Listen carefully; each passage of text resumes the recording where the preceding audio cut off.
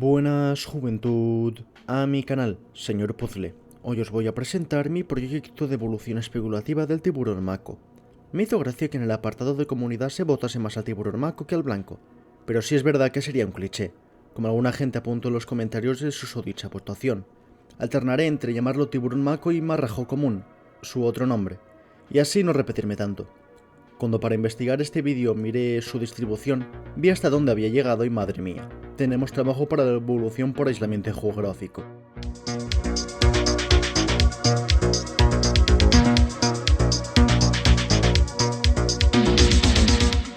El tiburón Mako, marrajo común o Isurus oxyrhynchus, es una especie de tiburón que habita en prácticamente todos los mares y océanos de entre el trópico de Cáncer y el trópico de Capricornio.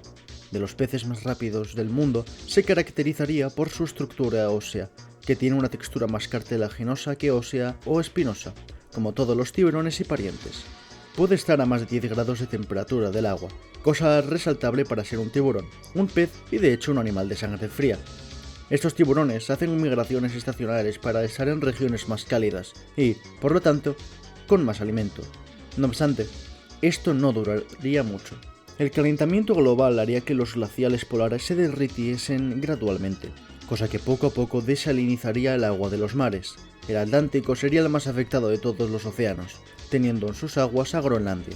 El agua del Atlántico perdería mucha sal, cosa que haría que muchos tiburones Mako decidieran evadir la zona. Los pocos que se quedaron en estas regiones menos saladas se adaptaron al nuevo ambiente. Los humanos enviaron a los marrajos comunes al planeta, en el que también metieron a los Pygostelidae adelia y a los Armadillidium serrae, a los cuales ya les he hecho un vídeo.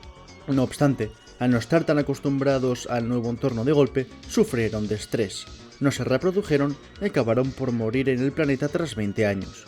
Se envió otra misión, pero murieron en el viaje por un error en la criogenización y hicieron un último viaje, en el que sobrevivieron un par de generaciones, evolucionando en el Cosmoisurus gigantum, aumentando de tamaño por la mayor gravedad, el mayor frío y la mejor alimentación.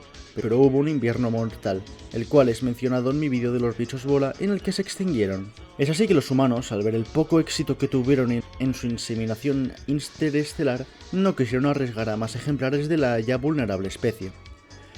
Como muchas especies que fungían como su alimento también se fueron o se extinguieron, los majarros comunes del sur del Atlántico menguaron de tamaño menos de los que vivían en la parte norte del océano. De las únicas especies que se beneficiaron de esta desalinización serían los salmones, los cuales, al poder habitar tanto el agua dulce como la salada, cambiando de forma a medida que su medio también lo hacía, simplemente no cambiaban tanto de forma al pasar de mar a río, y, por lo tanto, podrían sobrevivir en este nuevo entorno. Al no tener tanta competencia ni tanto depredador, aumentaron de tamaño y de población. Es así que los tiburones Mako aquí basaron su alimentación principalmente en estos salmones, y mantuvieron su tamaño.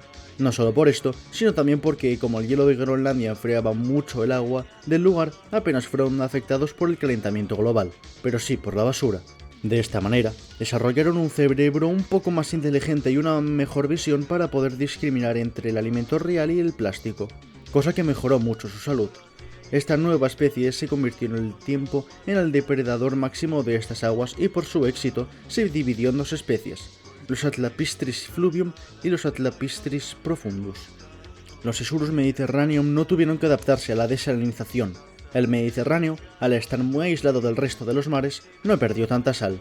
Lo único a lo que tuvieron que adaptarse sería el calor, la manca de alimentos, por lo que se hicieron más grandes, y a la basura, cosa que en el Mediterráneo es un problema grave ya hoy en día, por lo que adaptaron sus sistemas digestivos para ignorar completamente al plástico, por lo que no morirían intoxicados por este, sino por no encontrar alimento de verdad que similar. Esta especie quedó en grave peligro de extinción desde su nacimiento.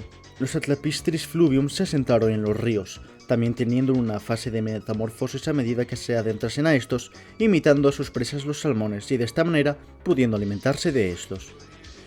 Los Atlapistris profundus, para evadir a los barcos y al plástico, se adentraron más y más a las regiones abisales y crepusculares del mar. De esta manera, de nuevo, tuvieron que adaptarse a la mayor presión y frío del lugar. Los Fluvium darían un salto que cambiaría el rumbo de su especie para siempre. Aparte de nadar en los ríos, ahora su hábitat permanente pasaría en gran parte del tiempo en las costas de estos. Sus aletas, ahora mucho más fuertes, les permitirían arrastrarse por el lodo y serían los partícipes de muchos ataques a humanos que se acercasen. Hablamos de los Crocodipistris amphibium. De momento, pasarían su tiempo en las orillas para poder así atrapar a los peces y pájaros de los ríos despreveniéndoles. Los Crocodipistris ambistoma siguieron perfeccionando sus habilidades de pesca, mientras los Crocodipistris terrum pasaron a adentrarse a tierra firme, desarrollando una suerte de pulmones. Aprovechando que pueden generar calor con sus cuerpos, endurecieron sus huesos cartilaginosos hasta aparentar ser ya huesos óseos. Piel gruesa para evitar resecarse, pudieron vagar por el norte de Europa, no al sur, porque ahí no hay lluvia y apenas se podían ver lagos y ríos, cosa necesaria para su aún vigente dependencia a la humedad. No obstante, como en tierra no habría un alimento tan abundante en equivalencia a los salmones y aves acuáticas como los ríos, disminuyeron su tamaño. Esta especie se diversificaría en 3 especies: los Crocodipistris siberium, quienes llegarían a las estepas rusas y a Siberia; los Crocodipistris septeuropeus, quienes se quedarían en el norte de Europa, mejorando sus habilidades de supervivencia en tierra; y los Crocodipistris merideuropus, quienes se adaptaron a los semidesiertos del sur de Europa, menos en la península ibérica. Ahí lo árido era exagerado. Nunca una especie en toda la historia de la Tierra registrada había evolucionado tan rápidamente en tan solo 300 años. Capaz de crear su propia clase de vertebrados, hay peces, reptiles, anfibios, mamíferos, aves y ahora crocodipistrios. Los científicos de la era no se explicaban por qué. Tal vez una mutación en esta estirpe que aumentaba las mutaciones en el individuo, acelerando de sobremanera la evolución. Tal vez la velocidad a la que estaba cambiando el clima, récord en la Tierra, también estaba acelerando su evolución, cosa que de hecho habían observado en otras especies como los ajolotes, o tal vez superestimaron la velocidad a la que la evolución podía ir. Este gran éxito, de hecho, fue el segundo gran motivo por el que ya no se llevaron a más tiburones mako ni a sus descendientes al nuevo planeta, porque ya no era necesario. Su objetivo era traer a especies vulnerables o en peligro de extinción. Si ya no lo estaban, ¿para qué? Pues, sea como fuera, volviendo un poco atrás, los Atlapistris profundos pasarían miles de años bajo el mar, hasta que un terremoto en México se dio, mi frase estrella, el cual fue tan destructivo que partió en 2 al actual país, matando a millones. Los Atlatrapist profundos aprovecharon en el nuevo mar mexicano, en el que se formó un abismo descomunal, se asentaron, adaptándose a presiones mucho más extremas y a aguas mucho más salinas, provenientes del Pacífico. Y hablando del Pacífico, en estas regiones, como los atlánticos huyeron de ahí, la población de majarros comunes subió un 25%, cosa que hizo que su peligro en la región disminuyese, la excusa perfecta para que los cazadores de tiburones les diesen caza. Esto hizo que la población de tiburones mako bajara de nuevo, llegando a ser una especie en extremo peligro, cosa que les forzó a evitar a los humanos y a vivir en regiones mucho más profundas, evitando la migración. Esto último creó otras especies de tiburones mako, los Pacificipistris australium, los únicos que no perdieron la capacidad de ir a más de 100 km por hora en mar, los Pacificipistris asiaticum y los Pacificipistris indicum. No obstante, como podréis imaginar, pronto un terremoto en México se dio, uno que conectó al mar Pacífico con el Atlántico, sin contar el canal de Panamá. Esto hizo que los Pacificipistris asiaticum llegasen al nuevo mar mexicano.